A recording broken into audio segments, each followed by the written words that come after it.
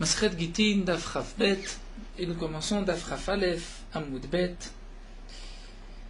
3 lignes avant la fin. Ketavo al Cheretz Shel Hatzitz. Nous allons nous pencher tout au long du Daf d'aujourd'hui sur le statut d'un pot, d'un Hatzitz. Nous allons voir tout d'abord le din de celui qui a écrit un get al Cheres sur l'argile, sur le pot. Donc sur le Cheres, l'argile chez l'Hatzitz du pot, Nakouv qui était troué. Donc le Hatzitz Nakouv est un pot qui a un trou, donc ce qui se trouve à l'intérieur est rattaché au sol. Quel est le din si on a écrit le get sur le Cheres, sur l'argile de ce pot? Kacher, nous dit la Gemara, c'est kacher. Pourquoi? Puisque des chakals, les veyahiv les nihale. On est sûr que la personne va prendre, le mari va prendre le pot et va remettre le pot à sa femme. Et Rachid nous explique, on ne craint pas qu'il va casser le pot pour lui donner seulement le morceau où il y a le get, parce que c'est vrai que dans ce cas-là, puisque la Torah nous a dit, nous avons vu Vechatav Venatan, il faut écrire ou signer et donner, et qu'il n'y ait pas d'interruption en brisant le pot. Mais là, on considère, on pense que cet homme-là ne va pas briser le pot, il va certainement lui donner le pot, et donc c'est kacher. Mais aller chez l'Hatzitz, si c'est sur une feuille du Hatzitz Nakouv, de ce qui a poussé dans ce pot qui est troué et relié à la terre, là nous avons une marloquette. Abaye amar kacher verava amar pasoul. Abaye nous dit que c'est kacher, d'après Rava c'est pasoul. Abaye amar kacher, Abaye nous dit que c'est kacher. Pourquoi? Les shakil les veyaïv les niade, parce que je pense que le mari va prendre le pot et va donner le pot avec la feuille, avec ce qui a poussé dedans à la femme. Et donc il n'y a pas d'interruption par une ktsitsa, et c'est kacher, c'est vechata venatan. Mais Rava amar pasoul. Rava nous dit c'est pasoul. Pourquoi? Il peut donner le pot à sa femme, et il n'y a pas d'interruption, de ktsitsa au milieu, mais malgré tout, gzera, shema yiktom, il y a une gzera, on craint, peut-être que yiktom, il va briser une feuille, et à ce moment-là, il est en train de couper de ce qui est rattaché au sol, puisque la ktsitsa, c'est, comme le dit Rashi, minamechouba, c'est rattaché au sol, et n'oublions pas que le pot est troué, donc ce qui a poussé dans le pot, c'est comme si il a poussé sur le sol. Si on avait coupé la feuille, donc il a écrit le get sur la feuille, on coupe la feuille, là c'est sûr que c'est pas soul. Rava nous dit, même lorsqu'il va donner le pot, c'est pas soul, gzera, de peur qu'il va couper la feuille. La Gemara continue à Tzitz shel echad, Vezraim shel echad. Là on laisse les dinim du get et on se penche sur le cas suivant. Nous avons le pot appartenant à une personne. Vezraim, et ce qui a poussé à l'intérieur dans le pot shel acher, appartient à une autre personne. Et l'un va vendre à l'autre sa partie. Machar Baal Hatzitz, dans le cas où le propriétaire du pot décide de vendre le pot, les Baal Zraim, au propriétaire de ce qui a poussé des graines, du Zraim qui a poussé à l'intérieur. Comment va-t-on acquérir ce pot? Kevan chez Machar Kana. Lorsque Machar, le propriétaire des Zraim, va lever le pot, il a acquis le pot.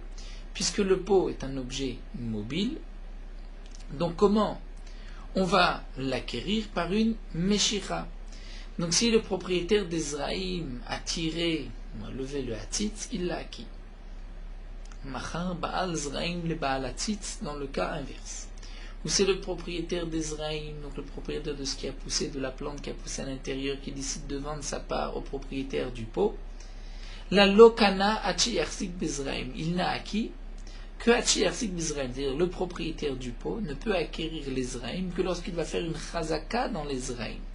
Donc Rachid nous explique que le pot, lui, n'est pas relié au sol. Ce qui se trouve dans le pot est relié au sol, étant donné que le pot est troué. Mais le pot lui-même, c'est un objet mobile. Donc on peut l'acquérir avec une meshira. Alors que ce qui a poussé à l'intérieur, étant donné que le pot est troué, donc il est relié, on considère qu'il est relié à la terre, et donc il a le statut d'un terrain. Et comment on va acquérir un terrain? Bekesef, bishtar ou bechazaka.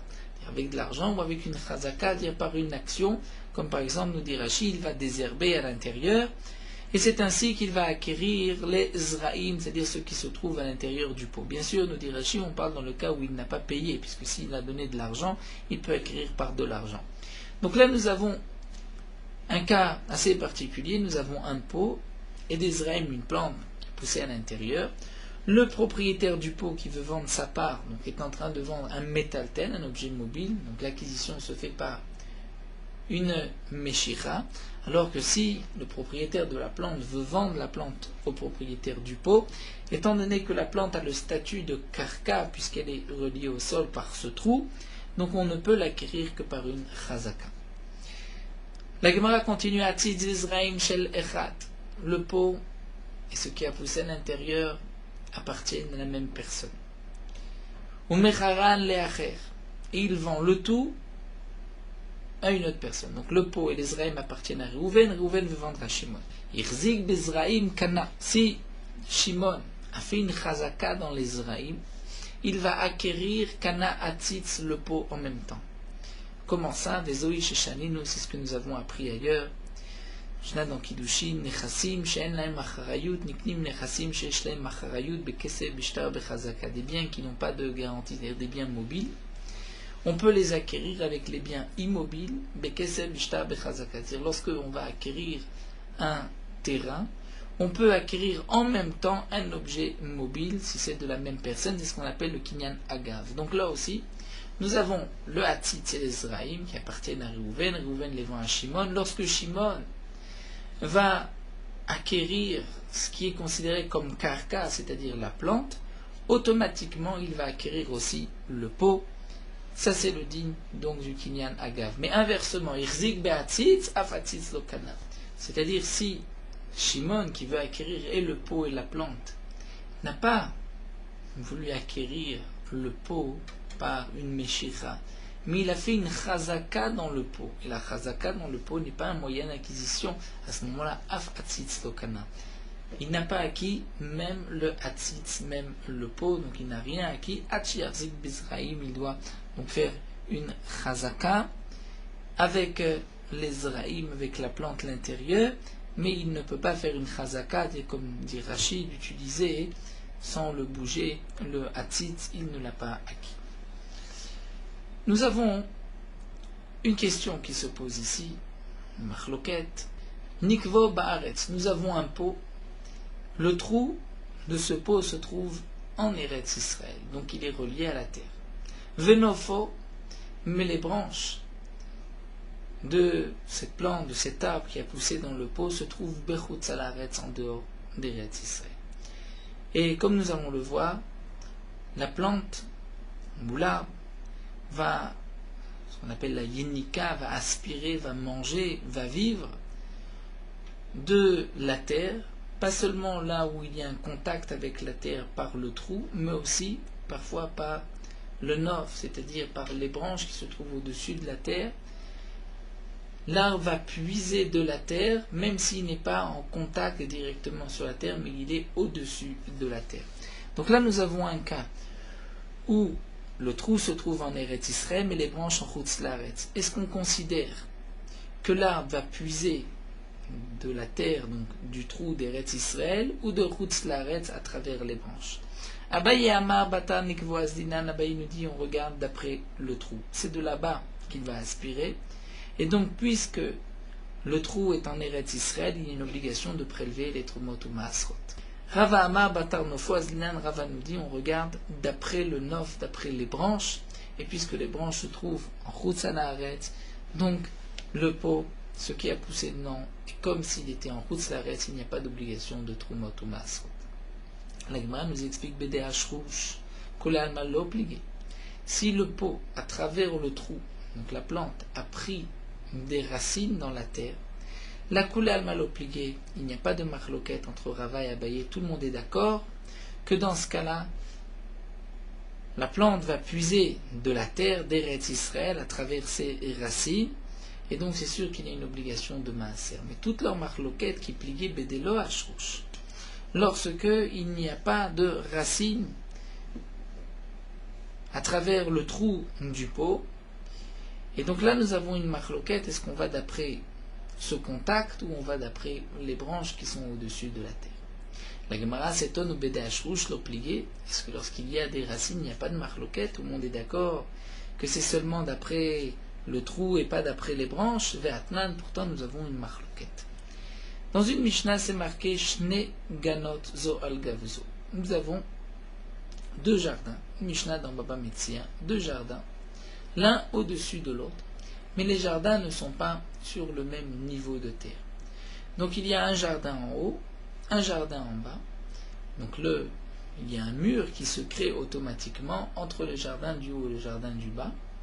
Ce mur est en vérité la terre du jardin du haut qui est au-dessus du jardin du bas. Et nous avons un légume, Veyerek Bentaim, un légume qui a poussé horizontalement sur ce mur qui sépare les deux jardins, dire sur cette partie du jardin du haut. À qui appartient le légume? Rabbi Meir Omer Shel Elyon, Rabbi Meir nous dit, le légume appartient au propriétaire du jardin d'en haut, puisque ce légume a poussé dans la terre du jardin d'en haut. Rabbi Yehuda Omer non, chez le Tarton, le légume appartient à celui qui est en bas. Pourquoi? On comprend simplement parce que on va d'après le nof, c'est-à-dire d'après la branche, et la branche de ce légume, c'est-à-dire les feuilles de ce légume, sont au-dessus du jardin du bas et donc vont aspirer du jardin du bas.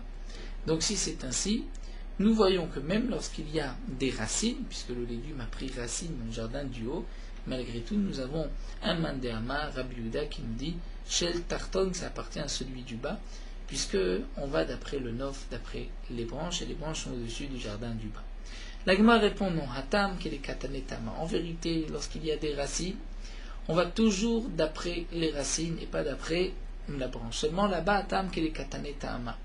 Là-bas, la marloquette entre Rabbi Meir et Rabbi Yehuda, c'est comme c'est expliqué dans le Mishnah, Rabbi Meir donne sa raison, Rabbi Yehuda donne sa raison. Amar Rabbi Meir, Maïmirtse Elion Nitolet Aforoen Kanierek. Rabbi Meir dit pourquoi ça appartient au propriétaire du jardin du haut. Puisque nous dit Rabbi Meir, si le propriétaire du jardin voulait enlever toute sa terre, il voulait mettre son jardin au même niveau que le jardin du bas, il n'y a plus de place, il n'y a plus de Yerek, il n'y a plus de légumes. Et Rabbi Yehuda avait dit, mais Maïmirtse Atarton les malettes et Ginato Afaren Kanierek. Rabbi Yehuda avait répondu, mais si celui du bas veut surélever le niveau de son jardin et donc rajouter de la terre, à ce moment-là, il n'y a plus de Yerek, il n'y a plus de légumes. Et donc, c'est là la marloquette, est-ce qu'on considère que celui d'en haut est propriétaire ou celui du bas, mais ce n'est pas d'après le nof comme on a voulu le comprendre. Donc on maintient, lorsqu'ils ont pris racine, tout le monde est d'accord que tout dépend de la racine. Toute la marloquette, c'est lorsqu'il y a un trou, mais il y a un nof, est-ce qu'on va d'après le nof, d'après les branches qui sont en chutzlaretz ou d'après le trou. La Gemara continue, va kater bede ashrouch replier, est-ce que vraiment, lorsque le pot, la plante a pris racine, il n'y a pas de marloquette, tout le monde est d'accord qu'on va d'après les racines. Tania, pourtant nous avons une braïta. Nous avons un arbre qui est à moitié en Eretz Israël, l'autre moitié en chutzlaretz.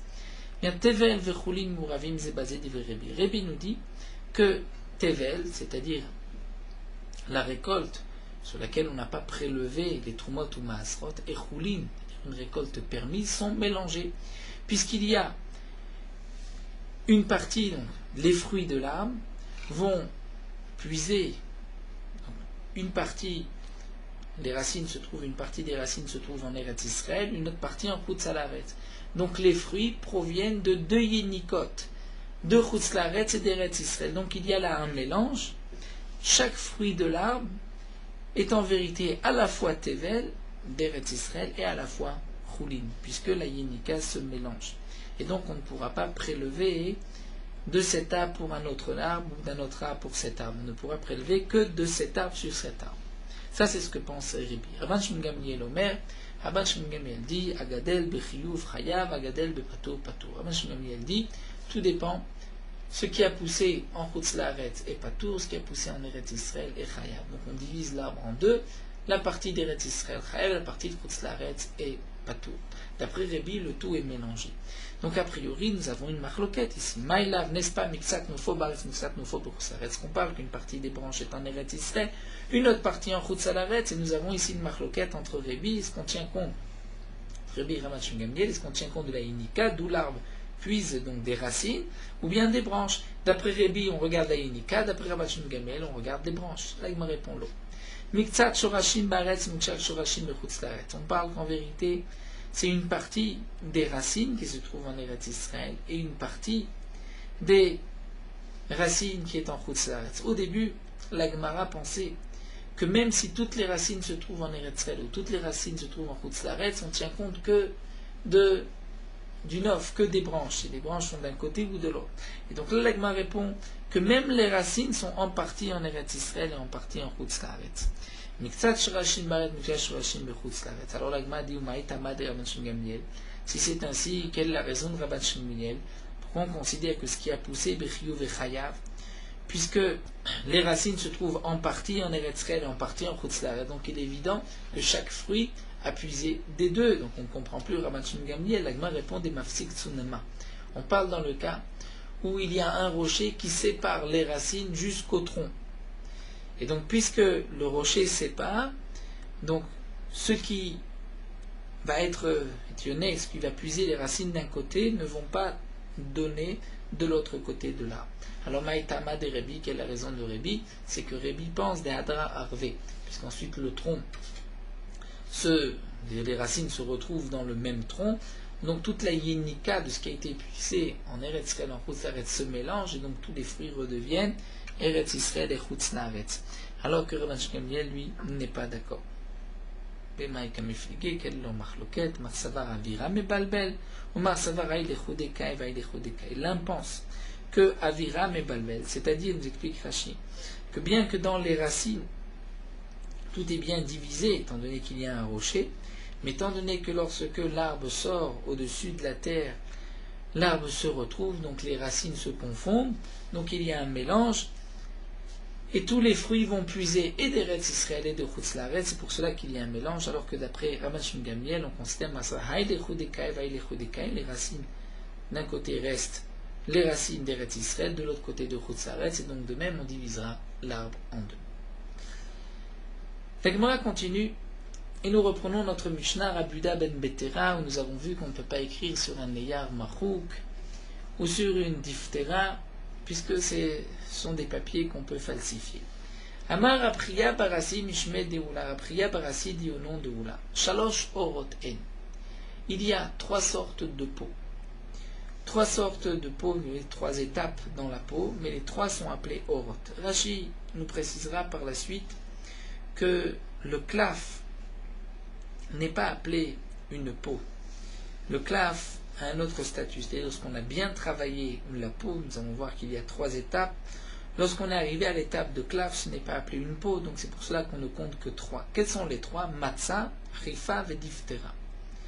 Et nous avons trois étapes dans la préparation de la peau. Il faut saler la peau, il faut mettre de la farine, et il faut aussi la travailler avec la noix du chêne, un gland du chêne. Donc la Gemara nous dit trois étapes, matzah, chifa, diftera. Matzah, kemashmo. Matzah, c'est comme on l'entend, comme une matzah. La matzah, c'est la pâte qui n'a pas eu le temps de lever. Donc c'est comme la peau de l'eau malière qui n'a pas été salée, de l'eau camière, on n'a pas mis de farine, de l'eau afitz, et on ne l'a pas travaillé avec le gland du chêne. Les maïl cheta, quelle est la lacha, dire quelle est, bon savoir la définition de cette peau. Leotzaat Shabbat, par rapport à l'interdiction de sortir Shabbat d'un domaine à un autre, en fonction de l'utilisation de chaque chose, il y a un shiur différent. Donc pour une peau qui est appelée matzah, quelle est la quantité que si un homme porte d'un domaine à un autre, cette quantité, il transgresse l'interdiction de la Torah, il est chayav mita ou chayav korban, kama shiuro, kedekatane Rav Shmuel bar Yehuda, comme dit Rav Shmuel bar Yehuda, kedelatsur mishkal ktana. C'est-à-dire pour pouvoir entourer, recouvrir un petit poids. C'est-à-dire cette peau matzah était utilisée, non pas pour l'écriture, pas pour une autre chose comme nous le verrons, mais c'était utilisé pour recouvrir un poids, étant donné que le poids, nous dit Rashi, qui était un poids de plomb, avec le temps diminué, donc pour garder le poids intact, le kilo reste 1 kilo, ou pour l'époque Riva et Pumpadita reste le Riva des Riva, donc il fallait l'entourer d'une peau. Lorsqu'on a suffisamment de peau pour entourer le petit poids Mishkal Ktana de Pumpadita avec Kama, et c'est combien Amarabaï qui riva des Pumpadita, comme le riva de riva c'est un poids de l'époque de Pumpadita. Là, si on a transporté l'équivalent de cette peau, on a transgressé Shabbat. Donc ça c'est la peau matzah qui n'a été travaillée, qui n'a pas été encore travaillée ni avec le sel, ni avec la farine, ni avec le gland du chêne. Nous avons une autre peau, Chifa. Chifa nous explique Agma des Maliach, on a salé la peau, mais velo kamia, velo afitz. On n'a pas mis de farine, on n'a pas travaillé de la farine, on n'a pas frotté avec du gland du chêne. Et là, dans ce cas-là, c'est un autre statut, Chifa le maïl cheta, c'est aussi pour le Hotzat Shabbat, kama shiuro, c'est combien le shiur, keditnan, or kedel asot kemia, une peau, c'est pour faire une kemia, c'est-à-dire pour recouvrir une kamia, c'est un parchemin dans lequel on écrivait des kmiot qui servaient les refoua comme guérison. Et donc, on utilisait cette peau pour recouvrir les kmiot. Ça, c'est le shiur, puisque cette peau était utilisée pour cela. Troisième peau, c'est diphtéra. C'est ce que nous avons vu dans la Mishnah, des malir, des kamir, velo afit. C'était salé. On avait travaillé avec de la farine, comme c'était l'habitude de l'époque, mais on ne l'avait pas frotté avec le gland du chêne. Et donc, dans ce cas-là, les maïl cheta, quelle était la halakha, la définition de savoir qu'il y a une peau appelée diphtéra, le Hotzat Shabbat, si un homme la transporte Shabbat, il n'est chayav que s'il a porté le shiur qui était généralement utilisé. Alors, qu'est-ce qu'on utilisait? Pourquoi on utilisait le diphtéra? Avec kamashiro qui est d'irtov alav et taget pour écrire un get. C'est-à-dire, nous explique Rashi, donc non pas comme Rabbi Yehuda ben Betera dans la Mishnah qui interdit d'écrire le get sur le diphtéra, mais comme les chachamim, on peut écrire un get sur le diphtéra, donc le diphtéra est utilisé pour cela. Ce sont les trois peaux, donc l'Agma nous a expliqué c'est quoi diphtéra. La quatrième peau qui est le klaf, c'est-à-dire qui a été travaillé complètement avec le sel, avec la farine, avec l'un de gale, ça ce n'est pas appelé une peau, nous dit Rashi, c'est le klaf, et le klaf c'est pour pouvoir écrire une petite paracha des tfilin, comme l'Agma nous dit dans Maschet Shabbat que Rashi rapporte ici. Donc diphtéra, puisqu'on ne pouvait pas écrire de tfilin, mais on pouvait écrire un get. Donc le shiur c'était le get. Donc nous avons appris c'est quoi le diphtéra. C'est une peau qui n'a pas été complètement travaillée, c'est-à-dire il faut encore frotter avec le gland du chêne. Donc Rabbi Yehuda lui interdit d'écrire sur un diphtéra puisque le diphtéra peut être falsifié. De même le neyar machouk, il peut y avoir une condition sur le tnaï qui va être effacé, enlevé, puisque de toute manière le papier est déjà machouk, donc on risque encore de l'effacer et on ne verra pas la différence. Malgré tout, les chachamim sont marchirim. L'Agma nous dit man chachamim. Qui sont les chachamim qui permettent? Amar Rabbi Elazar nous dit Rabbi Elazar, c'est Rabbi Elazar le Tana que nous avons vu plus haut d'Amar et des Messira Karte, qui nous a dit que l'essentiel dans un guet, ce sont les témoins qui sont là au moment où le mari va transmettre le guet à sa femme. Et donc, puisque d'après Rabbi Elazar, il n'est pas nécessaire de signer le get minatora, ce n'est que midi rabanan, de peur qu'on ne retrouve pas les témoins. Donc il faut, pour que le get soit cachère, il faut le donner à la femme devant deux témoins. Ce sont les deux témoins qui vont valider le get. Ce ne sont pas les témoins qui vont signer. Donc puisque nous avons besoin de deux témoins, donc nous dit Rashi, on ne craint pas que par la suite on va falsifier le get, enlever une condition, puisque s'il y avait une condition, donc les témoins le savent, et les témoins peuvent ensuite témoigner et dire qu'il y avait une condition qui a été effacée. Donc on ne craint pas sur Neya Mahou, sur Diphtéra, d'après Rabbi Elazar, il n'y a aucun problème. Donc Rashi nous rapporte que d'après ce Mandéama, que Ede Messira c'est l'essentiel, une femme qui veut se remarier, on lui demandera de nous présenter les deux témoins qui étaient là au moment où elle a reçu le guet, et donc eux pourront nous dire s'il y avait un Tanaï ou pas. Mais d'après Rabbi Meir, qui lui pense que nous n'avons pas besoin de Ede Messira, mais juste des Ede Khatima, donc on craint sur un tel papier qui peut être falsifié, on craint que peut-être il y avait une condition qui a été effacée, et ensuite la femme, lorsqu'elle veut se marier, on ne lui demande pas les témoins, on regarde la signature, et on risque donc de permettre une femme alors qu'elle n'a pas accompli cette condition. Mais Amar Rabbi Elazar précise, dit le Rshi Rabbi Elazar, Rabbi Elazar n'a permis, elle a léalta. C'est-à-dire que Rabbi Elazar ici nous dit, dans quel cas Rabbi Elazar a permis, c'est seulement léaltar. Seulement si le jour où elle a reçu son guet, ce jour-là, elle a amené le guet au Bédine, c'est-à-dire amener les témoins, on veut la permettre le jour même, le Bédine va dire que cette femme est permise. Donc puisque c'est le jour même, elle va présenter son guet, et les témoins qui ont vu le moment où elle a reçu le guet, donc s'il y avait un tnaï, les témoins vont se rappeler parce que c'est le jour même. Une fois que le Bédine va dire, madame, vous pouvez vous remarier, elle n'a plus besoin de présenter le guet, les gens sont au courant, il y a un col. Rabbi Elazar nous dit que Rabbi Elazar n'a permis, elle allait à l'altar que si c'est le jour même que les témoins vont se présenter au Bédine, puisque c'est encore frais, les témoins vont se rappeler s'il y avait une condition. Avamikan, Adasra Yamim, mais si c'est au bout de 10 jours, non. Pourquoi Rachna Dima Betanaev les a fêtés? On craint qu'il y ait peut-être une condition que la femme a enlevée et les témoins ne vont pas se rappeler. Mais Rabbi Yochanan lui pense que non. Afilomikan Vadasara Yamim, d'après Rabbi Elazar, même au bout de 10 jours, si les témoins sont là, même sur un diphtéra ou sur un iyar machouk, on peut permettre cette femme, pourquoi des mitad avec betna car puisque s'il y avait un tnaï, même au bout de 10 jours, les témoins vont s'en rappeler. Vama Rabbi Elazar, et Rabbi Elazar nous dit, le Hirshi Rabbi Elazar et la Bigitin, aval bishar shtarot lo. Rabbi Elazar nous dit que Rabbi Elazar, comme nous l'avons vu, a permis avec un diphtéra, un iyar machouk, c'est seulement dans un guet. Puisque dans un guet, le guet est là en vérité pour permettre cette femme, donc elle va l'amener au Bédine tout de suite, et les témoins vont se rappeler immédiatement s'il y avait une condition ou pas. Aval beshar shtarot, mais les autres shtarot, comme un prêt, comme une vente, étant donné que les shtarot sont destinés à rester longtemps, à être une preuve pour même dans 10 ans, là dans ce cas-là on ne peut pas permettre sur une diphtéria marou, puisqu'il y a peut-être une condition qui va être effacée et que les témoins ne vont pas se rappeler d'irtif comme c'est marqué Untantem, Bekli, Charez, le maître, donc c'est d'un shtar mikné, un shtar de vente, et vous le poserez, dans l'Irmia c'est marqué Bekli Charez dans un ustensile en terre cuite, les Ma'an Yamdou Yamim Rabim, afin que le shtar reste longtemps, et donc si le shtar reste longtemps, c'est que les témoins, le shtar est utilisé même pour des années, et les témoins qui ont vu le moment où on a donné le shtar ne vont peut-être pas se rappeler dans 10 ans s'il y avait une condition ou pas. C'est pour cela que sur un tel shtar neyar machouk ou diphtéra, c'est pas sous.